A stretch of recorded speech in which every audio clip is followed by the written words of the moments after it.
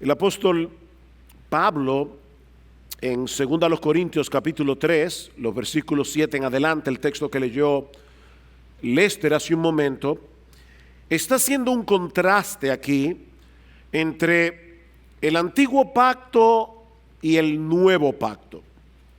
El antiguo pacto es el que Dios hizo con el pueblo de Israel cuando le entregó su ley en el monte Sinaí a través de Moisés. El nuevo pacto es la manera como Dios se relaciona con su pueblo ahora a partir de la obra redentora de nuestro Señor Jesucristo. Y lo que Pablo nos muestra en el capítulo 3 de 2 a los Corintios es que el nuevo pacto es superior, muy superior al antiguo pacto, por lo menos en dos sentidos. En primer lugar, porque el antiguo pacto, dice Pablo aquí, era un ministerio de condenación, no de salvación. Ustedes recuerdan la semana pasada cuando estudiamos la manifestación visible de la gloria de Dios en aquella columna de nube y de fuego que guió a través del desierto al pueblo de Israel, y decíamos que esa manifestación de la gloria de Dios era magnificente pero al mismo tiempo atemorizante. El pueblo de Israel quería la presencia de Dios, la presencia protectora de Dios, pero al mismo tiempo ellos estaban conscientes de que no podían estar cerca de esa presencia por causa de su pecado. Y es ese contraste entre los dos pactos que el apóstol Pablo nos muestra en el versículo 6, cuando dice que Dios nos hizo suficientes como ministros de un nuevo pacto, no de la letra, sino del espíritu, porque la letra mata, pero el espíritu da vida. Mis hermanos, ¿a qué se refiere Pablo cuando dice aquí que la letra mata? Pablo se está refiriendo precisamente a la ley que Dios nos reveló a través de Moisés en el monte Sinaí. Y lo que él está diciendo es que esa letra de la ley en sí misma, sin la ayuda del Espíritu Santo, no tiene poder ni eficacia para salvar o para santificar. Mis hermanos, la ley en sí misma ni salva ni santifica. En vez de ser una fuente de vida, esa ley es en realidad un documento de muerte y un documento de condenación. No porque haya nada malo en la ley, sino por causa de nuestro pecado. Piensen en la ley como un letrero en la carretera, en la autopista que va hacia el este, como un letrero que nos va llevando paso por paso a la ciudad de Bávaro. Si usted se sube en el letrero, no va a llegar a la ciudad.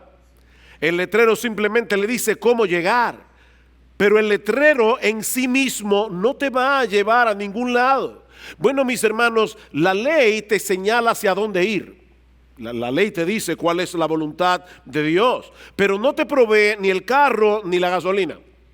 Pero es ahí precisamente donde entra en juego la obra del Espíritu Santo en el nuevo pacto. Dice Pablo, el Espíritu Santo no solo imparte nueva vida en el corazón del pecador, sino que también nos provee todos los recursos de gracia que necesitamos para poder obedecer a Dios, no perfectamente, pero sí sinceramente. En otras palabras, la gracia te provee el carro lleno de gasolina y con un cupón que te permite rellenarlo cuantas veces tú quieras. Eso es la gracia del Evangelio.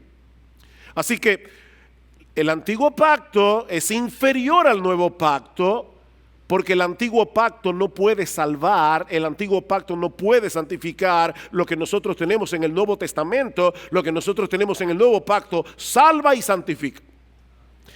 Pero por el otro lado, el nuevo pacto también es superior al antiguo pacto, dice Pablo, porque el nuevo pacto nos muestra en una forma clara y abierta la gloria de Dios en Cristo, y eso es algo que los creyentes del antiguo pacto no podían contemplar sino en una forma velada. El antiguo pacto tuvo gloria, dice Pablo, y espero que lo hayan visto cuando Lester leyó los versículos 7 al 11.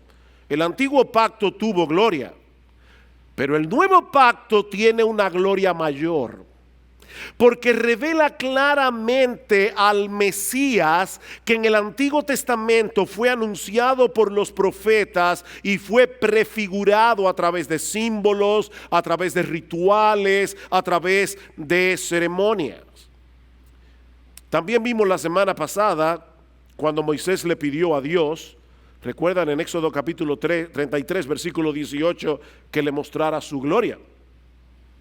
Y Dios le responde que nadie puede ver su rostro, es decir, nadie puede ver todo el esplendor de su gloria y aún así seguir viviendo. Así que Dios le dice a Moisés que lo va a colocar en la hendidura de una peña, ¿recuerdan? Y te cubriré con mi mano, versículo 22, hasta que haya pasado.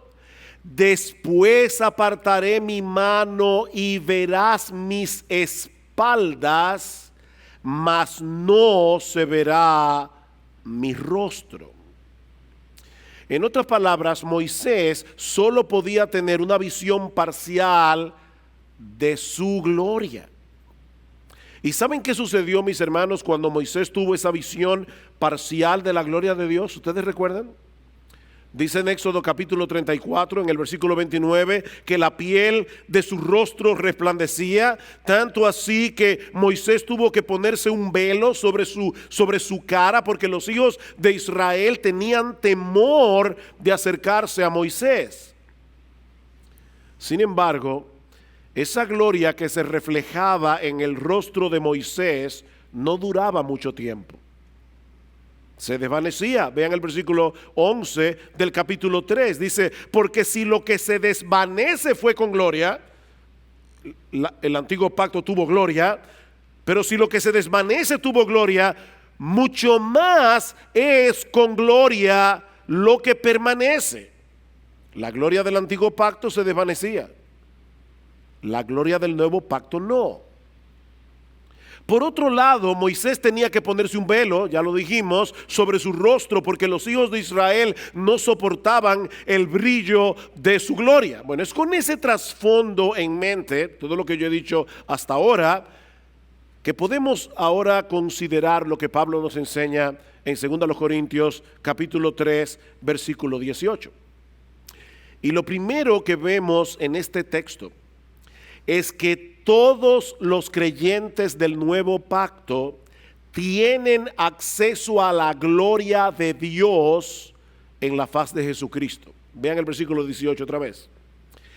Pero nosotros todos, con el rostro descubierto, ya no con un velo, con el rostro descubierto, contemplando como en un espejo la gloria del Señor, estamos siendo transformados en la misma imagen de gloria en gloria. Mis hermanos, en el antiguo pacto solo Moisés tuvo el enorme privilegio de tener un vislumbre parcial de la gloria de Dios. Y el pueblo de Israel solo podía ver destellos de esa gloria a través del velo de Moisés en la cara. Pero, dice Pablo, nosotros todos, tú y yo, los creyentes del nuevo pacto, con el rostro descubierto, contemplamos la gloria del Señor. Todos los creyentes tenemos contacto con esa gloria de primera mano, porque esa gloria se revela en todo su esplendor en la persona de Jesús. Nosotros no necesitamos un mediador como Moisés para entrar en contacto con esa gloria. ¿Saben por qué? Porque Dios nos abrió los ojos del entendimiento en la regeneración para que podamos ver a Jesús tal como Jesús es revelado en las Escrituras. Hermanos, déjenme hacerles una pregunta. Supongamos por un momento que nosotros tenemos aquí a una persona inteligente, una persona bien preparada, una persona que es un buen lector, tiene capacidad para leer un escrito y entenderlo, pero es inconversa. Esa persona puede leer la Biblia y llegar a entender verdades que se revelan en la Biblia. Piénsenlo bien. Él es una persona inteligente, es una persona que sabe lectura comprensiva, y él lee el libro, lee la Biblia y gramaticalmente él puede decir, mira, esta cláusula aquí prepara para esta cláusula aquí, y lo que este texto dice básicamente es esto. ¿Pueden los inconversos llegar a entender verdades de la Biblia, sí o no? Bueno, algunos están haciendo sí, otros dicen sí. La respuesta es, mis amados hermanos, que una persona que sepa leer, que verdad sepa leer, no que simplemente sepa, vea letras en un libro, sino que sepa leer, que lea con comprensión, puede llegar a entender verdades de la Biblia. Lo que el inconverso no puede ver es la gloria que está detrás de esas verdades. Él entiende conceptos, él puede entender conceptos, pero él no puede ver gloria. Dios tiene que abrir nuestros ojos en la regeneración para que, leyendo las escrituras acerca de Dios, acerca de la persona de Jesús, nosotros podamos ver gloria en lo que estamos leyendo en la palabra de Dios. Y eso es lo que Pablo nos está diciendo aquí. Nosotros tenemos un acceso ahora a una gloria infinitamente superior a la gloria que Moisés pudo vislumbrar en el monte Sinaí, porque lo que estamos viendo ahora en las páginas de este libro es la gloria misma de Dios en la faz de Jesucristo. ¿Qué fue lo que vio Moisés? Las espaldas de Dios. Moisés solo tuvo una visión parcial de la gloria de Dios. ¿Qué es lo que nosotros vemos? Vean el versículo 3 del capítulo 4. Y si todavía nuestro evangelio está velado, para los que se pierden está velado, en los cuales el Dios de este mundo ha cegado el entendimiento de los incrédulos, para que no vean el resplandor del evangelio de la gloria de Cristo, que es la imagen de Dios. Cristo es la imagen de Dios. Viendo a Cristo nosotros vemos su gloria, porque no nos predicamos a nosotros mismos, sino a Cristo Jesús como Señor, y a nosotros como siervos vuestros por amor de Jesús. Pues Dios, que dijo que de las tinieblas resplandeciera la luz, es el que ha resplandecido en nuestros corazones para iluminación del conocimiento de la gloria de Dios. ¿A dónde? En la faz de Jesucristo. Moisés vio las espaldas, nosotros vemos el rostro. Y Pablo está describiendo la conversión aquí como el proceso de transformación que se inicia cuando Dios nos quita el velo que nos impedía precisamente ver la gloria de Cristo revelada en el Evangelio. Miren, mis hermanos, esto es tan importante. Nosotros le predicamos el Evangelio a las personas incrédulas, y yo quiero hacerles una pregunta. Imagínate que tú tienes la experiencia que tuvo Jesús con el joven rico. Un joven rico viene a ti y te dice, maestro, yo me enteré que tú eres miembro de IBCJ y que tú enseñas en IBCJ. Dime, maestro, ¿qué debo hacer para heredar la vida eterna? ¿Qué harían muchos evangelistas en el día de hoy? Vamos a orar. ¿Este individuo está preparado para convertirse? Él quiere saber qué debe hacer para heredar la vida eterna y le está llamando a Jesús maestro bueno. ¿Qué hace Jesús? Jesús le dice, mira, ¿por qué tú me llamas bueno? Porque bueno hay solo uno, que es Dios. Ahora, ¿tú quieres saber qué tú debes hacer para heredar la vida eterna? ¿O tú tienes los mandamientos? Guárdalo. Y él dice, todo esto lo he guardado desde mi juventud. Ah, pues mira, solamente te falta una cosa, vende todo lo que tienes, da solo a los pobres y ven y sígueme. ¿Y qué hace el rico? Se va. Porque las riquezas eran el Dios de este joven. Para que este joven pudiera ver a Cristo como el Dios todo satisfactorio, el ídolo de su corazón debía ser derribado primero. Mis hermanos, Pablo está describiendo aquí la conversión como aquel que por primera vez en su vida, debido a la obra de regeneración, sus ojos son abiertos y él puede contemplar la gloria de Jesús. El que no puede contemplar la gloria de Jesús en las páginas de la Biblia, en el Evangelio, miren, no importa que sea miembro de una iglesia, esa persona no está convertida y va camino al infierno. Estar convertido es ver la gloria de Cristo. Vean lo que dice Pablo, versículo 14 del capítulo 3. Pero el entendimiento de ellos se endureció. Personas que leían, judíos que leían el Antiguo Testamento, porque hasta el día de hoy en la lectura del Antiguo Pacto el mismo velo permanece sin alzarse, pues solo en Cristo es quitado. Mis hermanos, otra vez la misma pregunta de hace un momento. Un teólogo judío inteligente, educado en teología, ¿puede leer el Antiguo Testamento y entender muchas cosas del Antiguo Testamento, sí o no? Claro que puede entender muchas cosas del Antiguo Testamento, pero él tiene un velo en su corazón que no les permite ver la gloria de Cristo tal como se revela en el Antiguo Testamento. Y dice Pablo, y hasta el día de hoy, cada vez que se lea a Moisés, un velo está puesto sobre sus corazones. Pero ¿saben qué? Cuando alguno se vuelve al Señor, el velo es quitado. ¿El velo es quitado para qué? Para que pueda ver la gloria de Cristo. Mis hermanos, lo que Pablo está diciendo aquí es que ese proceso de transformación que ocurre en la conversión sucede cuando una persona es capaz de ver la gloria de Cristo. Pero lo que Pablo sigue diciendo en el texto es que ese proceso que comenzó en la conversión, viendo la gloria de Jesús, ¿cómo continúa ahora? Exactamente como empezó, viendo la gloria de Jesús. El proceso de conversión que comenzó viendo la gloria de Jesús en las páginas de la Biblia, en el Evangelio, continúa exactamente como empezó, viendo la gloria de Jesús. Versículo 18 otra vez. Pero nosotros todos con el rostro descubierto, contemplando como en un espejo la gloria del Señor, estamos siendo transformados en la misma imagen de gloria en gloria como por el Señor el Espíritu. Los israelitas del antiguo pacto veían esa gloria a través del reflejo en el rostro de Moisés, que estaba velado. Pero los creyentes del nuevo pacto tienen el privilegio de ver esa gloria como en un espejo. ¿Qué significa eso?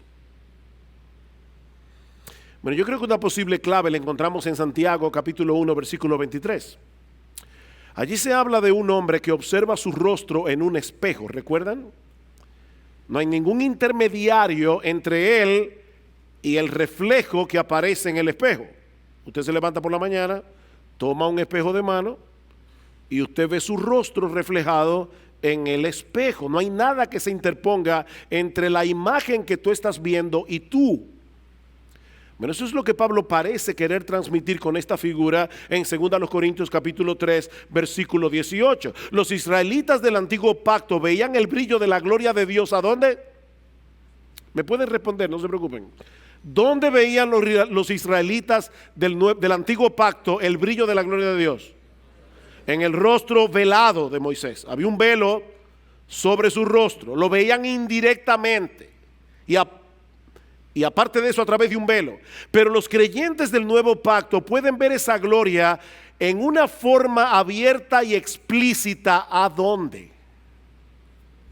¿De qué está hablando Santiago cuando habla de ver tu rostro en un espejo? ¿Cuál es ese espejo? La palabra de Dios. Bueno, lo que Pablo parece estar diciendo aquí es que nosotros vemos esa gloria de nuestro Señor como en un espejo, es decir, a través de este libro, a través de las palabras que Dios nos ha revelado en el Nuevo Testamento. No tenemos ahora que estar interpretando los rituales, los símbolos, las ceremonias del Antiguo Testamento para tratar de entender qué es lo que Dios quiere revelarnos acerca de Cristo y de su obra. No, nosotros no tenemos que interpretar esas cosas, porque vamos al Nuevo Testamento y allí se nos dice claramente de qué se trata. Es claro, es explícito. Allí se nos revela quién es Jesús en el Nuevo Testamento. Allí se nos revela qué fue lo que Jesús vino a hacer. Él vino a morir en una cruz para pagar por nuestros pecados y salvar a pecadores. Ese es el espejo en el que nosotros podemos contemplar la gloria de nuestro Señor y Salvador, el espejo de las Sagradas Escrituras. Y ahora Pablo está diciendo que al contemplar esa gloria en el espejo de la Biblia, no adquirimos un brillo en la piel, un brillo externo como sucedía con Moisés, sino que somos transformados en nuestro interior. Y la palabra griega que se usa allí es exactamente la misma palabra que aparece en el relato de la transfiguración, hablando del cambio del Señor Jesucristo.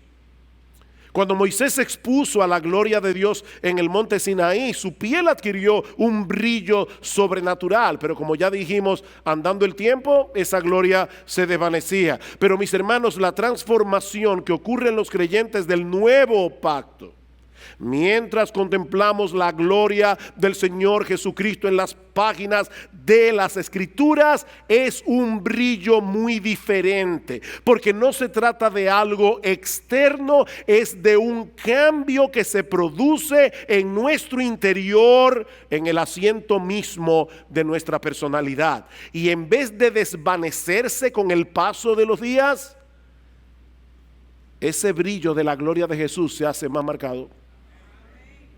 Nuestro carácter se va conformando cada vez más al carácter de nuestro Señor y Salvador Jesucristo. Es a eso que la Biblia llama santificación. La santificación es una mera obediencia mecánica a un conjunto de reglas. Es un proceso de cambio a través del cual el parecido con Jesús se hace cada vez más marcado. ¿Y saben cómo ocurre eso? Contemplando su gloria.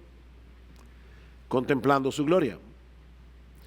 Es por eso, mis hermanos, que nuestra tarea como pastores no es hacer que las ovejas se fijen en nosotros o dependan de nosotros. El corazón de nuestro trabajo es exponer la Biblia de tal manera que todos puedan ver más claramente cada domingo la gloria y hermosura de nuestro Señor y Salvador. Nuestro trabajo, mi trabajo, mi amado hermano, es hacerte ver de alguna manera a través de la exposición de su palabra que en el mundo entero no hay nadie como Jesús.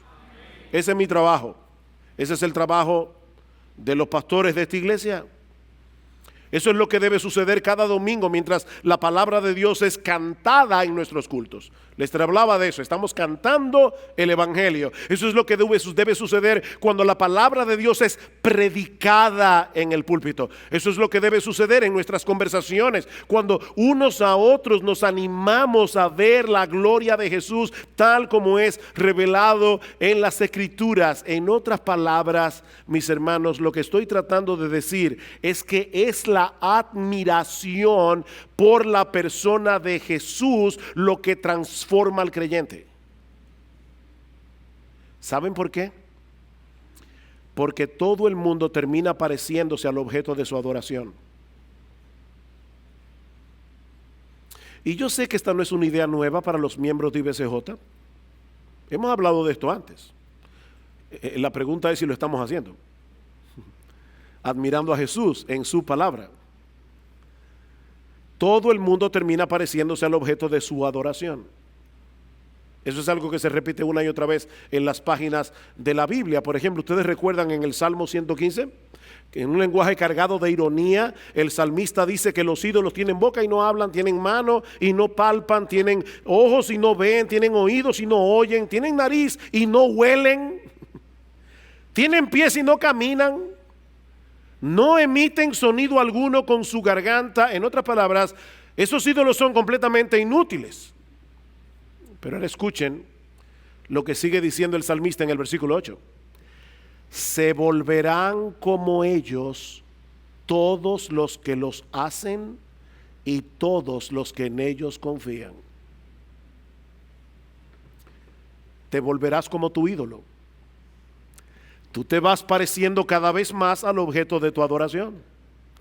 De manera, mi amado hermano, que si el objeto de tu adoración, el objeto de tu admiración es Jesús, si de verdad tú cada vez más admiras más a Jesús y cada vez más tú dices, wow, es que no hay nada en el mundo que se parezca a Jesús, es que no hay ninguna persona en el mundo que sea como Jesús, es que Él es hermoso, Él es maravilloso, Él es extraordinario y cada vez lo veo más claro. Si tu corazón y tu mente están cada vez más arrobados por la gloria de Jesús revelada en su palabra, tú vas a ser transformado de gloria en gloria.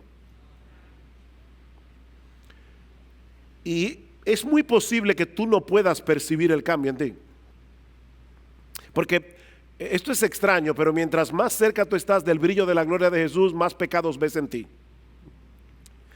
Y mientras más pecado ves en ti, más cosas que cambiar, pero es a través de ese proceso de más pecado, más arrepentimiento, más deseo y oración al Señor. Señor, ayúdame, es que tú vas siendo transformado. Así que mientras más transformado, más pecados ves. Otros ven el cambio, tú lo que te ves es cada vez peor.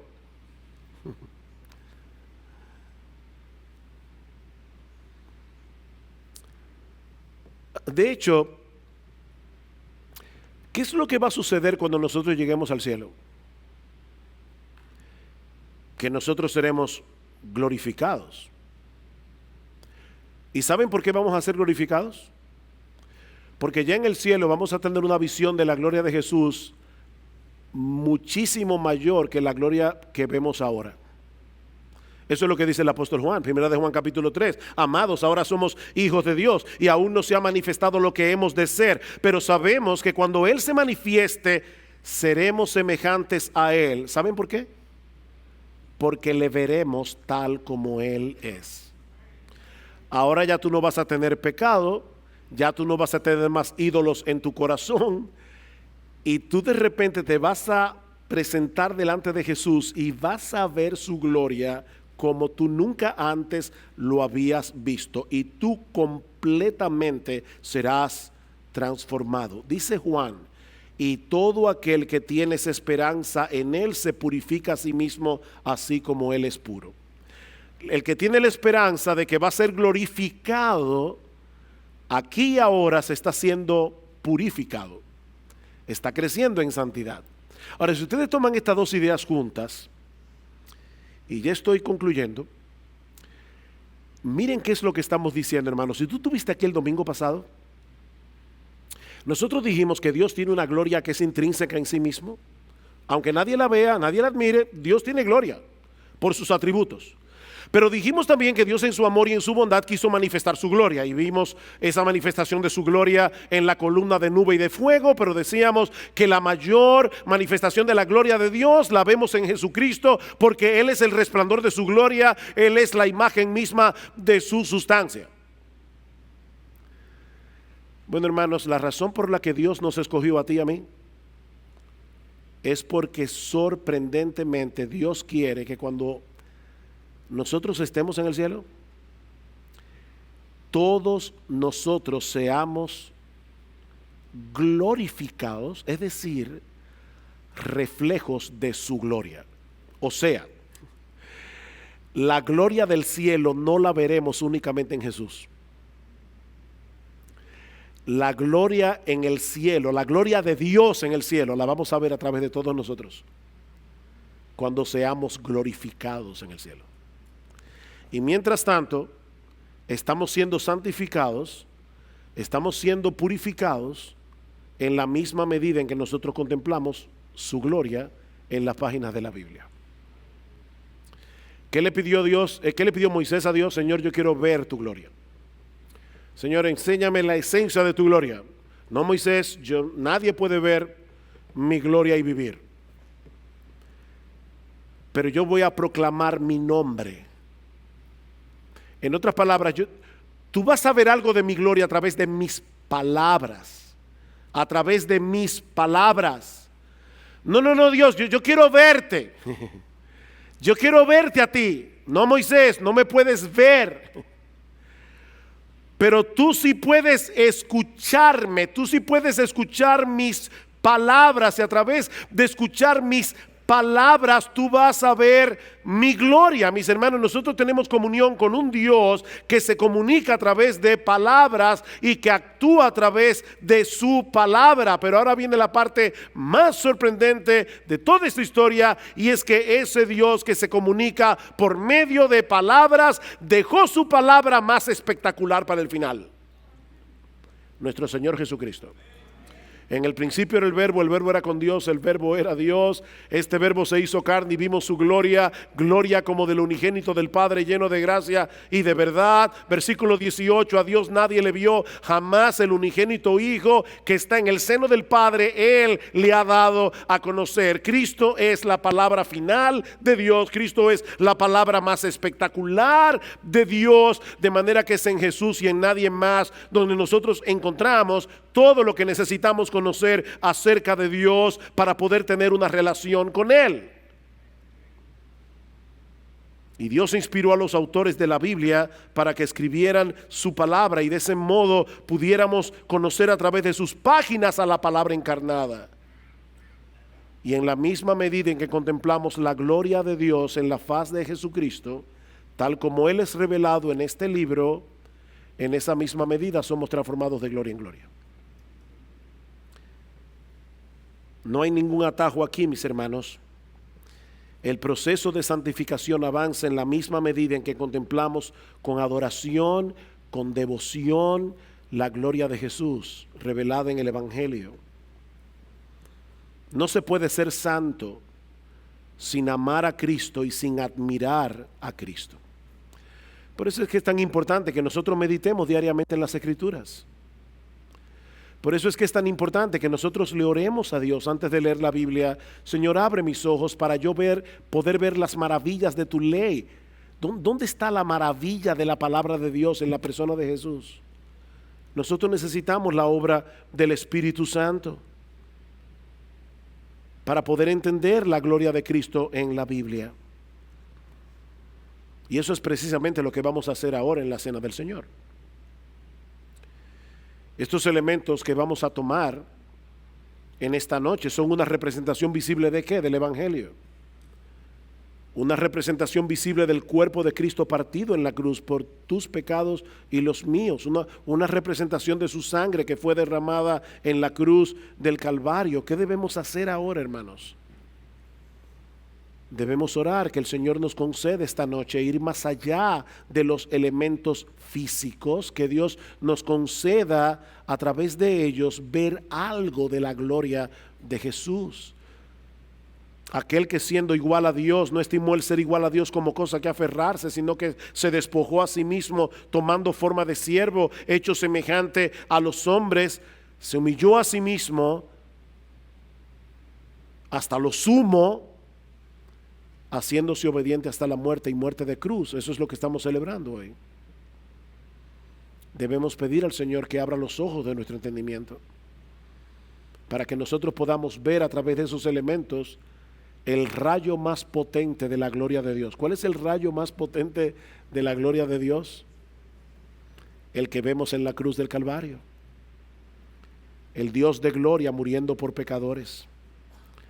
Pero al mismo tiempo, hermanos, que en el resto de la semana el Señor nos ayude para poder seguir meditando en esa gloria que se manifestó en el Calvario por amor a nosotros. ¿Saben para qué?